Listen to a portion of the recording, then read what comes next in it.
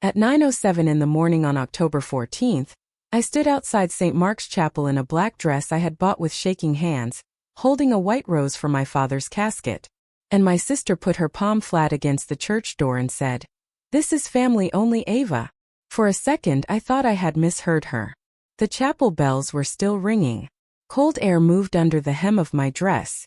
People in dark coats walked past me with programs folded in their hands, avoiding my eyes the way people do when they know something cruel is happening, but do not want to be involved.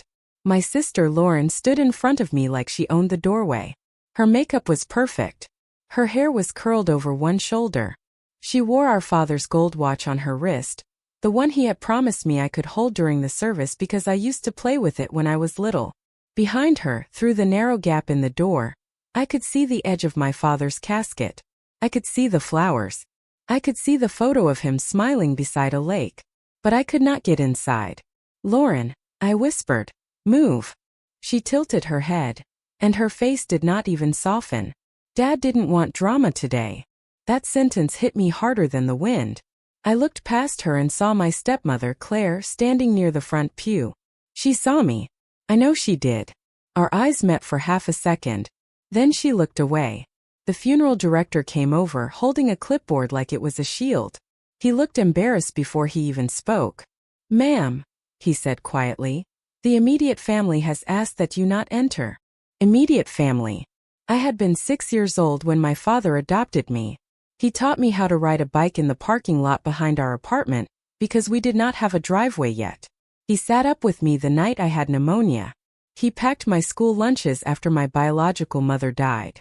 He signed every permission slip. He kept every ugly clay mug I made in art class. And now, on the morning of his funeral, my sister was telling the funeral home I was not immediate family.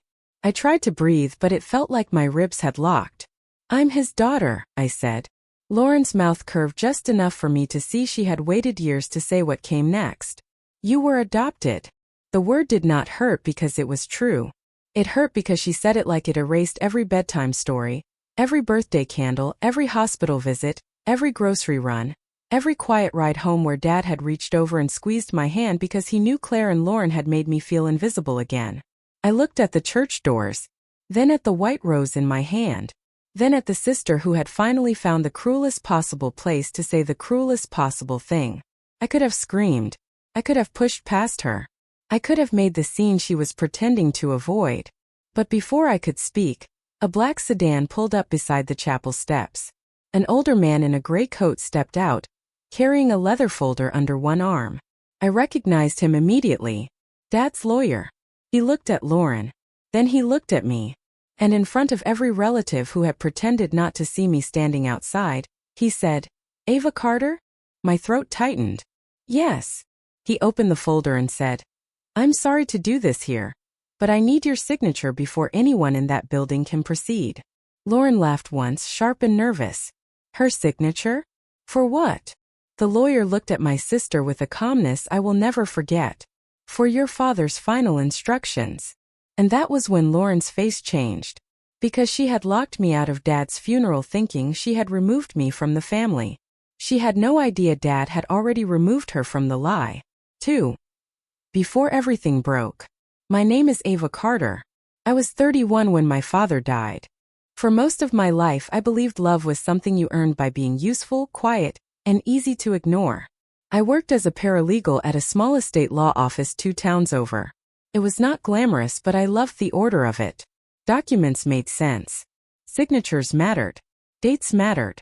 The truth could not roll its eyes at you or change the story in a family group chat. If something was filed correctly, nobody could pretend it did not exist. Maybe that was why I became good at it. My childhood had been full of people pretending.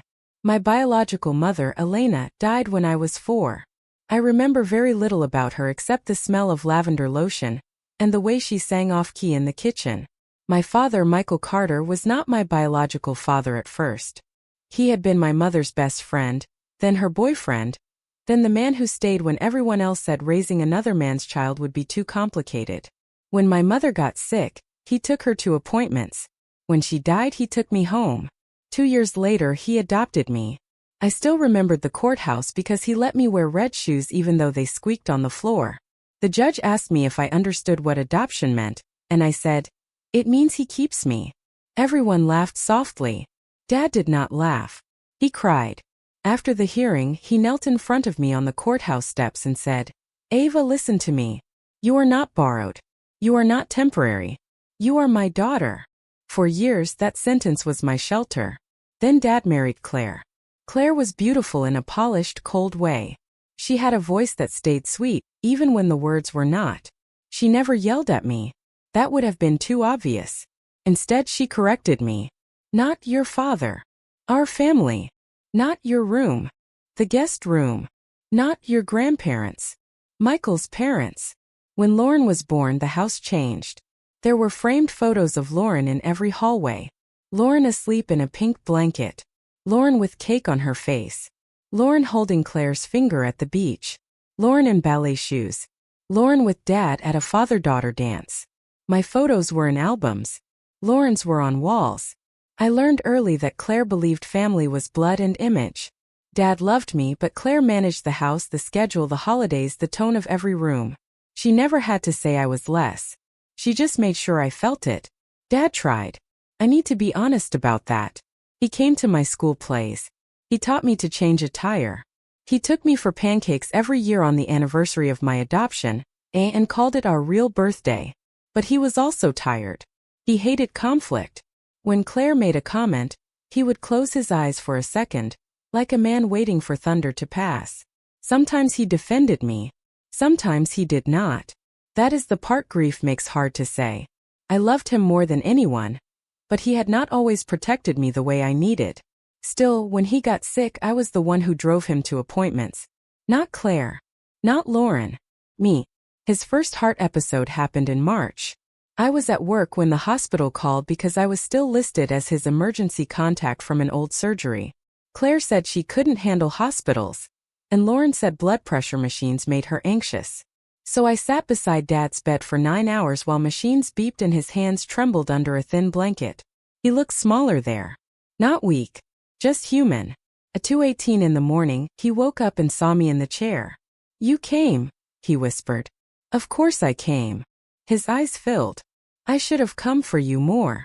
I pretended not to understand because I was afraid if I understood, I would fall apart. After that night, something shifted in him. He called me more. Asked about my life. Apologized in little pieces. He sent me old photos. He asked if I still had the red courthouse shoes. I told him no, but I remembered them. 3 weeks before he died, he asked me to meet him at a diner off Route 6. He looked tired but peaceful. He slid a sealed envelope across the table. "If anything happens," he said, "do not let Claire or Lauren tell you who you were to me." I frowned. "Dad, what is this?" "Proof," he said. I laughed nervously. "Proof of what?" His hand covered mine. "That I chose you." I wanted to open it right there, but he shook his head. "Not yet. You'll know when." I hated that sentence. I hated it even more when 19 days later he was gone. 3. The family favorite. Lauren had always known how to be adored. She did not ask for attention. She expected it. When she was 5, she spilled grape juice on my science project the night before it was due. Claire said, "She's little Ava. Don't make her feel guilty." Dad drove me to the store for more poster board at 10 at night, but nobody made Lauren apologize. When I was 12, I won a regional writing contest. My certificate sat on the kitchen counter for 3 days until Claire moved it into a drawer, because she said the counter looked cluttered. That same week, Lauren got 3rd place in a dance recital. Claire framed the ribbon. When I was 17, I got into a summer college program with a partial scholarship. I needed help with the remaining fee. Dad said he would figure it out. Claire said, "We have to be realistic. Ava is independent. Lauren is sensitive. She needs enrichment more." Lauren went to a private theater camp that summer. I worked at a grocery store. Dad slipped me $200 from his wallet the night before I started and said, "I'm sorry, kiddo." I remember wanting to say, "Stop being sorry and start being brave." But I did not. Because in our house, Claire controlled disappointment by making the disappointed person feel selfish. Lauren learned from the best. She could cry on command. She could turn any consequence into an attack.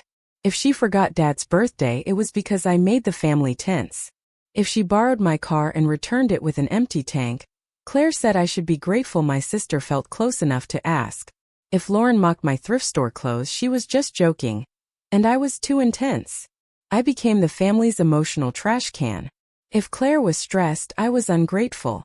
If Lauren failed, I was jealous. If Dad looked sad, I had made him feel guilty. At holidays, the rules were invisible but strict. Lauren carved the turkey even though she always complained about touching meat. Lauren sat next to Dad. Lauren opened gifts first. Lauren got jewelry. I got practical things. A slow cooker, an umbrella, a gas card. One Christmas, Dad gave me a small silver necklace with a tiny engraved A on it. Claire watched me open it and said, "That's sweet." Michael always had a soft spot for strays. The room went silent for 1 second. Just one. Then Lauren laughed into her wine glass. Dad's face hardened. "Claire." "What?" Claire said lightly. "I meant she needed us." "That's not an insult." I waited for him to say more. He did not. That was the pattern. A small defense. A large silence. After dinner, I stood in the bathroom and pressed the necklace into my palm until the letter I left a mark. Dad knocked softly. "Avies." I opened the door. He saw my face and looked ashamed. "She shouldn't have said that." "No," I said. "She shouldn't have." He swallowed. "You know what you are to me." I looked at him through the mirror. "Do I?" He flinched like I had slapped him. I regretted it instantly, but not enough to take it back. That was the tragedy of my father. He loved me deeply in private, but love in private did not protect me in public. And Lauren understood that better than anyone. As adults, we drifted into our assigned roles. Lauren married a man named Brent, who worked in commercial real estate and wore loafers without socks. Claire adored him because he used phrases like portfolio growth and legacy planning. They bought a large house they could barely afford and hosted dinners where everyone praised Lauren's taste. I rented a one-bedroom apartment above a bakery, drove a used Honda, and worked 60-hour weeks at a law office where nobody cared who my parents were. Dad visited me sometimes on Saturday mornings. He would bring coffee and fix small things I had not asked him to fix. A loose cabinet handle, a squeaky window, a lamp switch. Those were our best moments. No Claire. No Lauren. No performance. Just Dad standing in my tiny kitchen with a screwdriver between his teeth, asking if I had eaten. One Saturday, 6 months before he died, he looked around my apartment and said, "You made a home here." I smiled. "It's small. It's yours." There was something in his voice I did not understand then. Regret, maybe. Or planning. He asked me that day if I still felt like a Carter. I laughed because I thought he was being sentimental. "Depends who you ask." "I'm asking you." I looked down at my coffee. "I feel like your daughter." His eyes went wet. "That should have been enough," he said. I did not know what to say, so I said nothing. Now I wish I had asked him what he meant. Because by then, Dad had already started preparing for the day my family would try to erase me completely. 4. The betrayal. Dad died on a Tuesday evening. I found out from a voicemail. Not from Claire. Not from Lauren. From the hospital social worker. "Miss Carter, I'm very sorry. We've been trying to reach the spouse listed on the updated contact form. But your number was also in the older records." Older records. That was how I learned Claire had removed me as emergency contact. I called Lauren first. No answer. I called Claire. No answer. I called Dad's phone even though I knew he would not pick up. Then I sat on the floor beside my bed and listened to his voicemail greeting 3 times just to hear his voice. The next morning, the family group chat came alive. Claire wrote, "Michael passed peacefully surrounded by family. Funeral arrangements will be shared when finalized." Surrounded by family. I stared at those words until my screen blurred.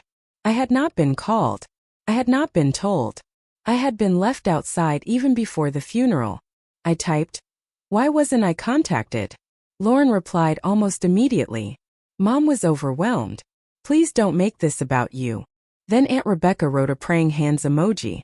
Cousin Mark wrote, "Let's all respect Claire's wishes." I felt something cold settle inside me. Claire's wishes. Not Dad's. I called the funeral home that afternoon and gave my name. The woman on the phone paused after I said Carter. Oh, she said. Yes. We were told you might call. My hand tightened around the phone. What does that mean? Another pause. Mrs. Carter said all decisions are being handled by her and her daughter Lauren. I'm his daughter too. The woman's voice dropped. I understand. But she did not sound like she understood. She sounded like someone reading a note another person had left beside my name. That night Lauren called me. No greeting. No softness. Just, you need to stop calling vendors. Vendors. I repeated. You mean the funeral home arranging Dad's service? You're confusing people. I'm trying to find out when I can say goodbye. Lauren sighed like I had asked for money. The service is small. He was my father. There was a beat of silence. Then she said it. No, Ava. He raised you. There's a difference. I stood in my kitchen, one hand on the counter, watching rain slide down the window. The sentence entered me quietly. Not like a slap. Like a knife being placed carefully between ribs. Say that again, I whispered. Lauren's voice hardened. Don't twist this. Mom is grieving. I am grieving. We don't need you showing up and making some adopted daughter scene. I could hear Brent in the background asking if she wanted white wine. White wine. While I was holding myself upright against a kitchen counter, because my sister had just reduced my entire life to paperwork she thought did not matter. I have legal documents too, Lauren, I said. She laughed. It was small but cruel. What, your adoption certificate? Congratulations. That doesn't make you next of kin over his wife and real child. Real child. There it was. The unforgettable sentence. The one I knew would stay with me even if I lived to be 90. I hung up because if I stayed on the phone I would beg. And I was tired of begging people not to hurt me. The funeral details arrived 2 days later through a cousin, not directly. St. Mark's Chapel. Monday. 9 a.m. burial at Oak Hill Cemetery. Reception at Claire's house. At the bottom of the message my cousin added. Claire said maybe it's better if you skip, but I thought you should know. Maybe it's better if you skip. I put on my black dress anyway. I bought one white rose because Dad used to buy white roses for my biological mother every year on her birthday. He said they were not romantic after she died. They were remembrance. I printed the adoption decree from my lockbox. I put Dad's sealed envelope in my purse. Then I drove to St. Mark's with my hands shaking so badly, I had to pull over once in a gas station parking lot and breathe into my sleeve. I told myself no one would actually stop me. Not at a funeral. Not in front of people. Not with Dad lying inside. But I had underestimated how comfortable my family had become with my humiliation. And I had underestimated how long my father had spent preparing for it. 5. The moment I stopped begging. The worst part was not Lauren blocking the door. It was the audience. People like to think cruelty happens in private, behind closed doors, in whispered arguments and late-night phone calls. But sometimes cruelty happens on church steps in front of 37 people holding funeral programs. Aunt Rebecca saw me. She adjusted her pearl necklace and looked toward the parking lot. Uncle Don saw me. He suddenly became very interested in his shoes. One of Dad's old co-workers, Mr. Ellis, started walking toward me. Then Claire caught his eye through the doorway and gave the smallest shake of her head. He stopped. That tiny movement broke something in me. Not because of him. Because I realized Claire had planned this. This was not grief confusion. This was not a misunderstanding. This was not Lauren being emotional. They had warned people. They had prepared them to see me as the problem. Lauren kept her hand on the door. You need to leave, she said. I'm not leaving. You're embarrassing yourself. I looked down at the white rose. Its stem had bent slightly in my grip. I came to say goodbye to Dad. Lauren leaned closer so only I could hear her. He's not your dad anymore. He's dead. The world went silent. Not actually. The bells still rang. Someone coughed. A car door closed behind me. But inside my head everything stopped. I looked at my sister's face and searched for even one trace of the girl I had once helped with homework, the teenager whose secrets I kept, the bride whose veil I fixed in a church bathroom while Claire fussed over photographers. There was nothing. Just victory. She had waited years for a moment where she could say the thing Claire had trained her to believe. That I was temporary extra less. And now she had chosen our father's funeral to say it. I stepped back. Lauren smiled, thinking she had one. I walked to the side of the chapel where a stone bench sat beneath a maple tree. I sat down carefully because my legs felt unreliable. The white rose lay across my lap. Through the chapel wall, I heard the organ begin. The service started without me. I sat outside while strangers sang for my father. I heard muffled words from the pastor. Beloved husband, devoted father, a man of loyalty, a man of family. I pressed my fingers to my mouth and did not make a sound. That was the moment I almost broke. Not dramatically, not beautifully. I almost broke in the plainest way possible, sitting alone on a cold stone bench, trying not to vomit from grief while my family performed love 20 feet away. I reached into my purse for a tissue and felt the edge of Dad's envelope. Proof that I chose you. My hand shook as I pulled it out. The envelope was cream-colored, sealed with tape because Dad never trusted glue. My name was written across the front in his blocky handwriting. Ava, when they try to make you doubt. I stared at those words. When, not if. When they try. A sound came out of me then, half laugh, half sob. Dad had known. Maybe not the exact shape of it. Maybe not the church steps or Lauren's hand on the door. But he had known Claire and Lauren would try to turn his death into a final vote on whether I belonged. I was still holding the envelope when the black sedan pulled up. Mr. Thomas Hale stepped out. Dad's lawyer. I knew him because my office had worked with his firm twice. He was the kind of man who wore polished shoes but kept peppermint candies in his pocket for nervous clients. Dad had mentioned him once casually when I helped him sort medical paperwork. Tom's handling some things for me, he had said. What things? Boring things. Dad had smiled too quickly. Now Mr. Hale walked toward me with a leather folder and an expression that made Lauren's confidence flicker. Ava Carter? Yes. He looked at the envelope in my hand, then at the chapel. Has the service started? I nodded. His jaw tightened. Were you invited inside? I tried to answer but my throat closed. Lauren appeared behind him. This is private, she snapped. You can speak with my mother after the service. Mr. Hale turned slowly. Lauren, correct? Yes. I'm Thomas Hale, your father's estate attorney. I know who you are. Then you know I gave your mother written instructions yesterday. Lauren blinked. What instructions? His face changed then. Not angry. Worse. Professional. The service cannot proceed to burial authorization without Ava's signature. Lauren laughed. That's ridiculous. It is not. My mother is his wife. Yes. I'm his daughter. Yes. Then he looked at me. And Ava is the executor. The word landed between us like glass breaking. Executor. Lauren stared at him. No, she said. Mr. Hale opened the folder. Yes. No, she's not. She is. That makes no sense.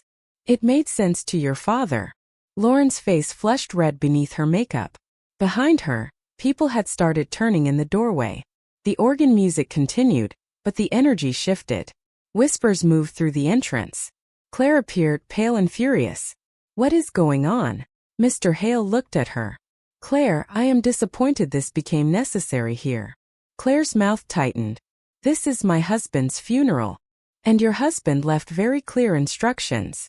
My sister folded her arms. Whatever papers you have, we can discuss them later. Ava is not coming inside. Mr. Hale looked at me again. For the first time that morning, someone waited for my choice. Not Claire's. Not Lauren's. Mine. I stood up, still holding Dad's envelope. My voice shook, but it worked.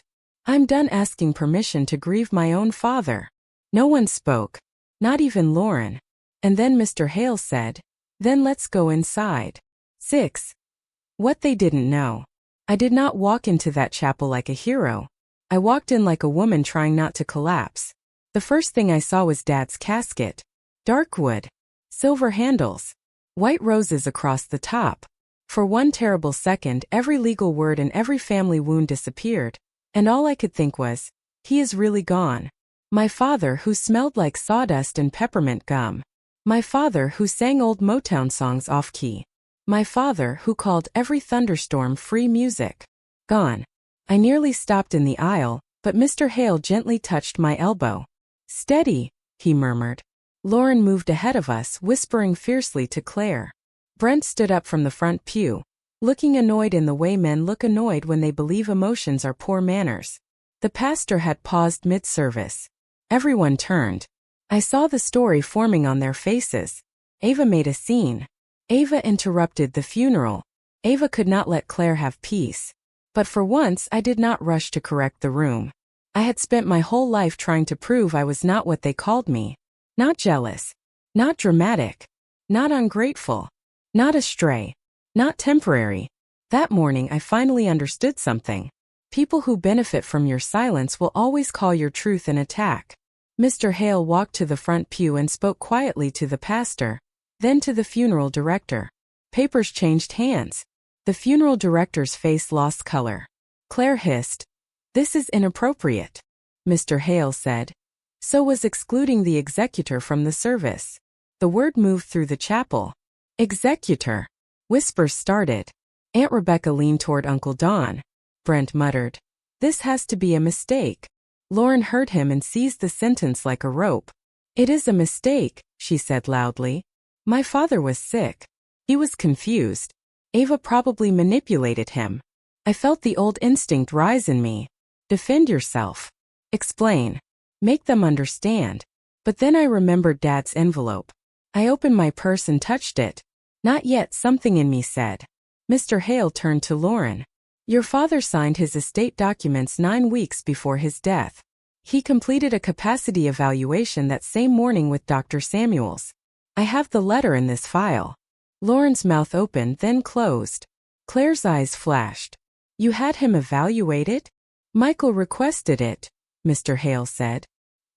He was concerned certain people would claim he was not of sound mind. The silence that followed was different from before. He had predicted that too. Lauren looked at me like I had personally arranged the weather. "You did this." I almost laughed. I didn't even know. And that was true. I did not know about the capacity letter. I did not know I was executor. I did not know Dad had changed anything legally. All I had was an envelope and a lifetime of trying to believe private love counted. Mr. Hale asked the pastor for 5 minutes. Claire protested. Lauren protested louder. Brent said something about lawyers weaponizing grief. Mr. Hale ignored all of them. Then he faced the room. "I apologize for the interruption. Michael Carter left specific instructions regarding his funeral, burial authorization, and estate notification. Because those instructions were not followed, I am required to clarify them before the burial proceeds." The pastor stepped back. Claire sat down slowly. Lauren remained standing. I stood beside the front pew near Dad's casket, with my white rose in one hand and the sealed envelope in the other. Mr. Hale opened his folder. "First," he said, "Michael requested that both of his daughters sit in the front row." Lauren's face hardened. Mr. Hale looked over his glasses. "Both." Nobody moved. I looked at the front pew. There was no space for me. Lauren's purse sat where I should have been. Dad's gold watch glinted on her wrist. My breath caught. Claire noticed me looking and quickly covered Lauren's wrist with her hand. Mr. Hale noticed too. He did not say anything yet. That was when I realized something important. He was not revealing everything at once. He was letting them show themselves first. The funeral director quietly moved Lauren's purse. I sat down at the end of the front pew. Not beside Claire. Not beside Lauren. Near the aisle. Close enough to Dad that I could see the grain of the casket wood. The service resumed, but the room was no longer pretending. When the pastor spoke about family, Claire stared straight ahead. When he spoke about loyalty, Lauren clenched her jaw. When he invited anyone to share a memory, nobody moved. Then Mr. Ellis, Dad's old co-worker, stood up. He held his program in both hands. "Michael talked about Ava all the time," he said. My eyes filled instantly. Lauren shifted. Mr. Ellis continued, voice rough. He had a picture of her courthouse adoption day in his desk. Red shoes. He showed everyone. Said it was the best day of his life. Something inside me folded. I had never known that. Claire looked like she had swallowed glass. Mr. Ellis sat down. The chapel stayed silent. Then I stood. I had not planned to speak. I did not have notes. My legs shook so badly I gripped the pew. I looked at Dad's casket. You told me once that adoption meant you kept me, I said. My voice cracked. I thought today I had to prove you meant it. I looked at Claire. Then Lauren. But I think maybe you already did. I placed the white rose on his casket. Then I sat down before my knees could give out. The pastor ended the service 10 minutes later. But the real funeral did not end at the church. It followed us to Claire's house. And by morning, everything Lauren thought she owned had started slipping out of her hands. 7. The reveal. Claire's house looked like a magazine spread for grief. White tablecloths. Silver trays. Framed photos. Catered sandwiches cut into perfect triangles. There were flowers on every surface but no pictures of me. Not one. Dad and Claire at the lake. Dad and Lauren at her wedding. Dad holding Lauren's first baby, my nephew Oliver. Dad with Brent at some charity golf event. Even the old family photo from when I was 13 had been cropped. I knew because I recognized the edge of my blue sweater beside Dad's elbow. Claire had cut me out and still displayed the frame. That tiny blue thread almost undid me more than the church steps. Mr. Hale asked to use the dining room. Claire said, "Absolutely not. This is a reception." He replied, "This is also the first scheduled reading of Michael's instructions, which you were notified about yesterday." I was grieving, Claire said. "Yes," he said. And Ava was locked outside. People heard that. They were supposed to. The dining room filled quickly. Not everyone, but enough. Claire, Lauren, Brent, Aunt Rebecca, Uncle Don, Mr. Ellis, the funeral director, and 2 of Dad's cousins stood around the long table. I sat at the end with Dad's envelope unopened in front of me. Lauren remained standing. "I'm not participating in this circus." Mr. Hale placed his folder on the table. "You are named in the documents, Lauren. You may want to stay." That made her stay. Of course it did. Claire folded her hands. "Thomas, before you begin, I want it noted that Michael was heavily medicated near the end." Mr. Hale removed one paper. "Noted." However, the will was signed before his final hospitalization in my office, witnessed by 2 staff members, after an independent capacity evaluation. Brent crossed his arms. "Capacity can be faked." Mr. Hale looked at him. "No, Mr. Walker. It cannot be faked by your opinion." The room went still. I almost smiled, but my face hurt too much. Mr. Hale continued. "Michael Carter's final will names Ava Elena Carter as executor of his estate."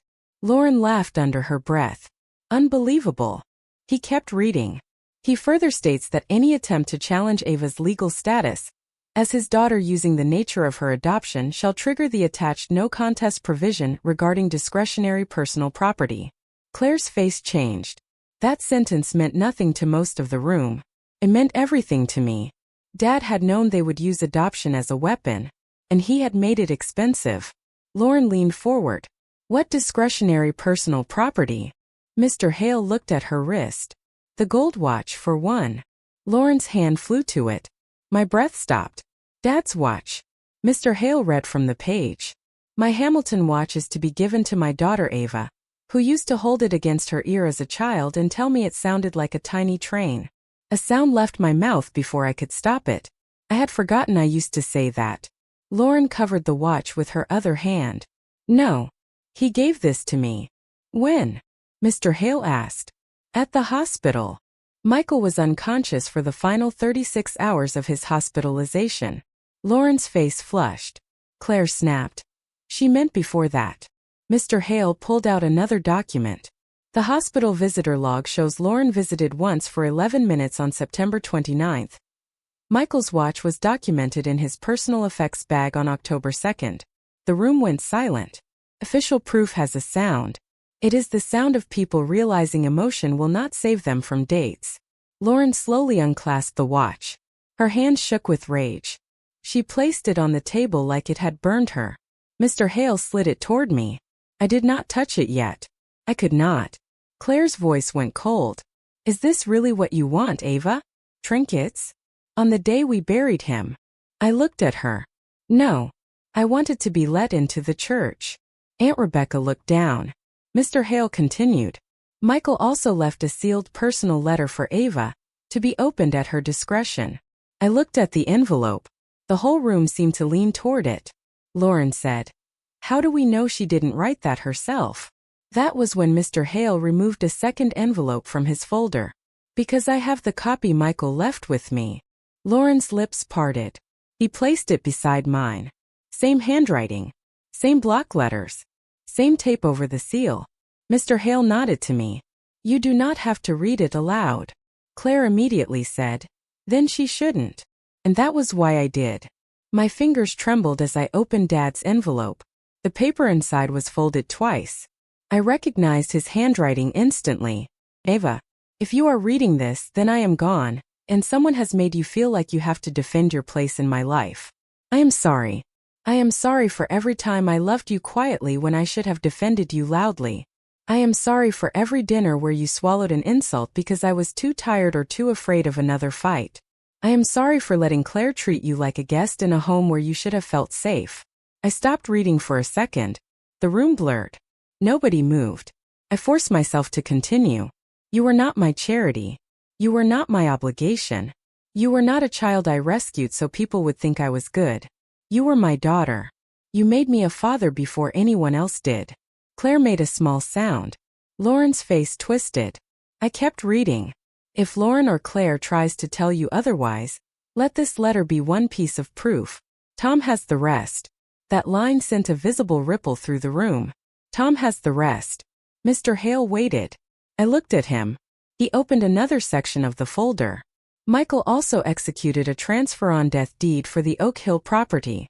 Claire sat up. "What property?" "The house," Mr. Hale said. The room froze. Claire's face drained. "That is my home. It was Michael's separate property before the marriage. You signed a postnuptial acknowledgement in 2011 confirming that." Claire's mouth opened but no sound came out. Brent stepped forward. "Hold on. Lauren and I were supposed to move in with Claire temporarily while our renovation finished." I looked at him. That was the first I had heard of that. Mr. Hale nodded. "I am aware Lauren and Brent listed their current home for sale last month." Lauren glared at him. "That's private. It became relevant when you emailed Michael requesting that he transfer the Oak Hill house to you outright to keep it in the real family." There it was. Real family. Again. Mr. Hale placed a printed email on the table. Lauren's voice rose. "That was taken out of context." He read calmly. "Dad, Ava has her own life. She doesn't need to be attached to everything. Mom and I are your real family, and Brent says it makes more financial sense for us to control the house before anything happens." Brent turned red. Aunt Rebecca whispered, "Lauren." Claire stared at the table. I looked at my sister. "You asked him to erase me before he was dead?" Lauren snapped. "You were barely around." Mr. Ellis spoke from the corner. "She drove him to every appointment." Lauren turned on him. "This is family business," Mr. Ellis said. "Apparently not, since you told half the town she wasn't family." A silence fell so hard it felt physical. Mr. Hale lifted the next document. "The transfer on death deed names Ava Carter as beneficiary of the Oak Hill house." Claire stood. "No." Mr. Hale continued. "Claire is granted a 6-month occupancy period, provided she does not remove, sell, damage, or transfer estate property." Lauren's voice cracked. "He left Ava the house?" "Correct. But Mom lives there." "For 6 months, yes." Claire looked at me then. Not with grief. With calculation. "Ava," she said softly, suddenly using the voice she used in front of guests, "you wouldn't throw me out." The old me would have rushed to reassure her. The old me would have said, "Of course not," even while bleeding. But the new me looked at the cropped photo on the mantel. The blue edge of my sweater still visible where she had cut me out. "I won't throw you out," I said. "Dad gave you 6 months." Her eyes hardened. Lauren slammed her palm on the table. "This is insane. She gets the house because Dad felt guilty? What do I get?" Mr. Hale turned a page. "Lauren receives the contents of the education account Michael established for your son, Oliver, provided it is used only for his schooling." Lauren blinked. "That's it." Mr. Hale paused. "And $1. The room stopped breathing. Lauren's face went white. $1. Mr. Hale read from the will. To my daughter Lauren, I leave $1 not out of cruelty, but so there can be no claim that I forgot her. I did not forget Lauren. I remembered everything. Claire whispered. Michael. Mr. Hale was not done. He removed the final document. There is also a trust fund. My heart kicked. Claire looked confused. Lauren looked hungry. Mr. Hale looked at me. Michael maintained a trust originally funded by Elena Ramirez's life insurance policy and later supplemented by his own contributions. My biological mother. I went cold. What trust? I whispered. Mr. Hale's voice softened. The trust your mother left for you. Michael preserved it. Claire petitioned him more than once to roll it into joint family assets. He refused. Claire's expression exposed her before she spoke. Lauren stared at her mother. You said there was no money from Ava's mom. Claire snapped. It was complicated. Mr. Hale slid another document forward. It was not complicated. It was protected. I could barely breathe. My biological mother, whose face I remembered only in fragments, had left something for me. Dad had protected it. Claire had tried to get it. And they had called me the outsider. Mr. Hale looked around the room. Michael's instructions are clear. Ava is executor. Ava receives the Oak Hill house after the occupancy period. Ava receives Michael's watch and personal letters. The Elena Ramirez trust remains Ava's sole property. Any attempt to contest her legal status, as Michael's daughter, will trigger forfeiture of remaining personal bequests. Lauren's mouth trembled with rage. You planned this, she said to me. I stood slowly. No, Lauren. Dad planned this because he knew you. She stepped toward me. You don't deserve his name. For the first time I did not flinch.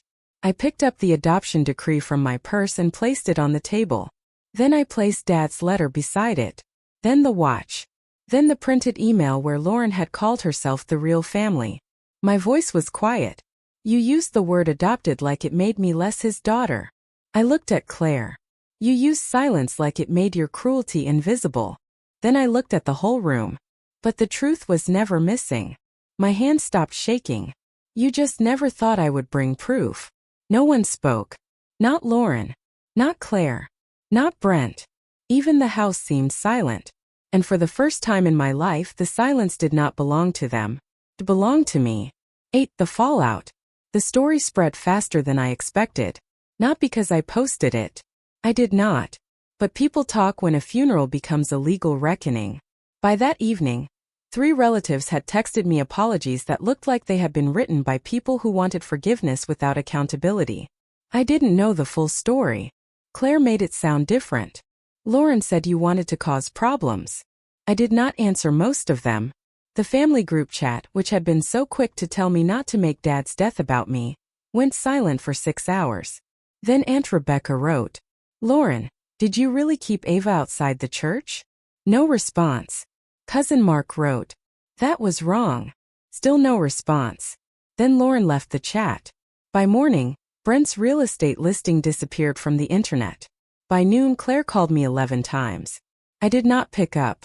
At 2:34 p.m., she left a voicemail. Ava, this has gone too far. Your father was grieving his own mistakes, and that lawyer took advantage of his guilt. We need to handle this privately. You don't understand the responsibilities of a house like this. Lauren has children. I'm alone now. I listened once. Then I saved it in a folder labeled Estate. Old habits. Receipts mattered. Mr. Hale advised me not to meet Claire alone, and for once in my life, I listened to advice that protected me instead of protecting family peace. 2 days after the funeral, Lauren came to my apartment. She did not buzz. She banged on the outside door hard enough that Mrs. Patel from downstairs called up to ask if I was safe. I opened the door with my phone recording in my hand. Lauren stood in the hallway wearing sunglasses even though it was raining. You ruined Mom, she said. I almost laughed from exhaustion. You locked me out of Dad's funeral. You humiliated us in front of everyone. You did that. Her jaw clenched. You think because some papers say you matter, that changes what you are? There it was again. The last weapon she had. I looked at her for a long moment. She looked tired. Angry.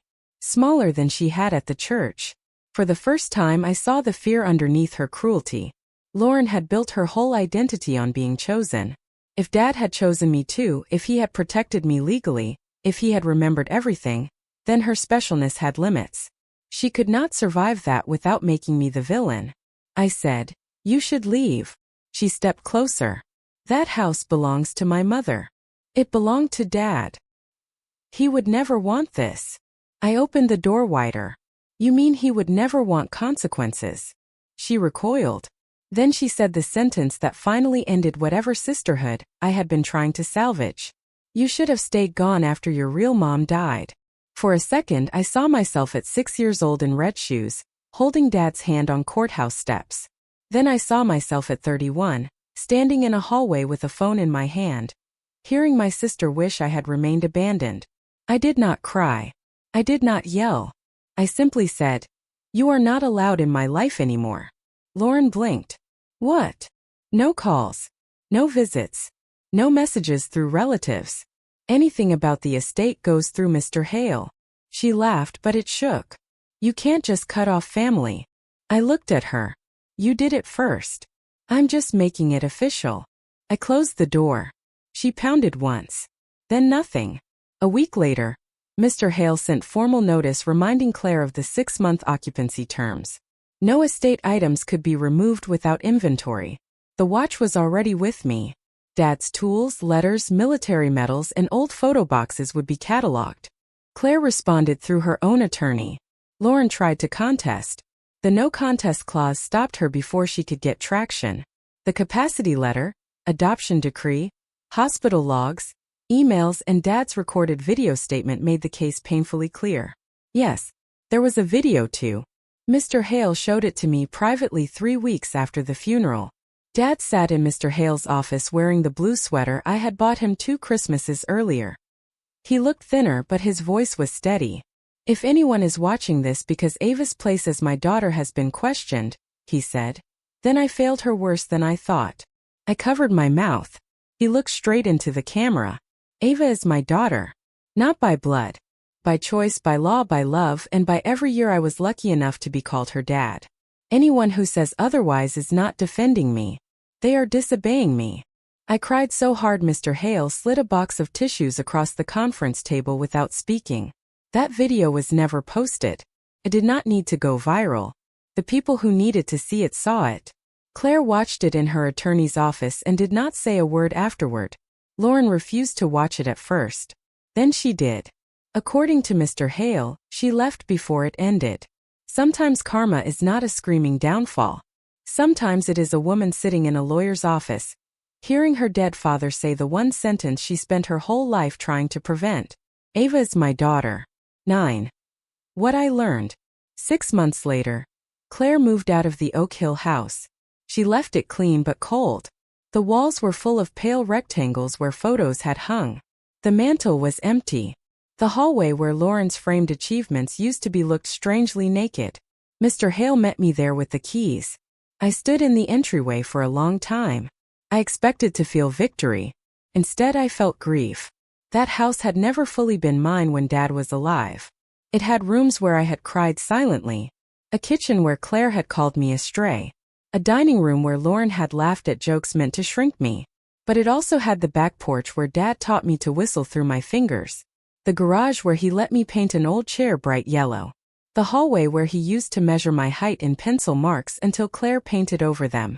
A home can hurt you and still hold pieces of love. That is the confusing part. I did not move in right away. For the first month, I only visited on Saturdays. I opened windows, cleaned cabinets, sat on the floor of Dad's workshop and sorted screws into jars because he had always meant to do it. In the bottom drawer of his workbench, I found an old photo. Me at 6 years old on the courthouse steps. Red shoes. Dad kneeling beside me. On the back he had written, "The day I became who I was supposed to be." I framed that one. It went on the mantel. Not hidden in an album. Not folded in a drawer. Not cropped. Centered. I sold some furniture. Donated Claire's untouched china. Kept Dad's rocking chair, his tools, his books, and the chipped blue mug I made in 3rd grade that Claire used to call ugly. The trust from my biological mother was not enormous. But it was enough to pay off my student loans and put a down payment on rebuilding my life without fear. I did not quit my job immediately. I liked my work. But I reduced my hours and enrolled in evening courses to become an estate attorney. That surprised people. It did not surprise me. I had seen what documents could do. Not because paper matters more than love, but because when love is denied, paper can stand in the doorway and say, "No, the truth has rights." I did not reconcile with Lauren. Maybe that sounds harsh to some people. It does not feel harsh to me. Feels clean. She sent one email 3 months later. No apology. Just a long explanation about stress, grief, and how Dad created division by changing the will. I forwarded it to Mr. Hale. Claire sent a card on my birthday. Inside she wrote, "Your father loved you in his way." I stared at that sentence for a long time. In his way. Even in apology she tried to make his love smaller. I threw the card away. Aunt Rebecca came by once with banana bread and shame in her eyes. "I should have said something at the church," she told me. I said yes. "You should have." She cried. I did not comfort her. That was new for me. I used to rush to make people feel better after they admitted hurting me. I thought forgiveness meant removing discomfort. Now I know discomfort is sometimes the only honest thing left in a room. I still miss my father. Some days I miss him so suddenly it feels like walking into a glass wall. I miss the version of him who fixed my lamp. I miss the man who saved peppermint candies in his coat pocket. I miss the dad who chose me in court and finally, too late but not too late to matter, chose me in public through every document he left behind. I am still angry at him too. Both things are true. He should have defended me sooner. He should not have waited until death to make his loudest statement. But I have learned that closure is not always clean.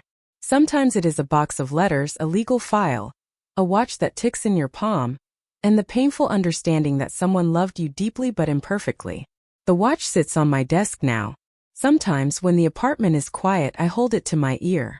It still sounds like a tiny train. And every time I hear it, I remember the church steps. Lauren's hand on the door. Claire looking away. The cold stone bench. The envelope in my purse. Then I remember Mr. Hale stepping out of that black sedan and asking for my signature. Not Lauren's. Not Claire's. Mine. That was the day I stopped begging to be included in a family that had treated my love like an application. I did not lose a family at Dad's funeral. I lost the illusion that cruelty becomes love if you endure it long enough. And I gained something better. Proof. A home. A name that was mine by law and by love. And the peace of knowing that when they tried to erase me, my father had already written me back in. 10. Final message. If this story reminded you of someone who only called you family when you were useful, I hope you remember this. You should not have to beg for a seat in a room where love is real. Sometimes the truth comes late. Sometimes justice arrives quietly, inside a folder, a letter, a deed, a will, or one signature nobody expected you to have. But when it arrives, you do not have to scream. You only have to stand there and let the proof speak. If this story moved you, subscribe to this channel. Every week we share stories about betrayal, survival, family secrets, hidden receipts, and the kind of karma that comes when someone finally stops staying silent.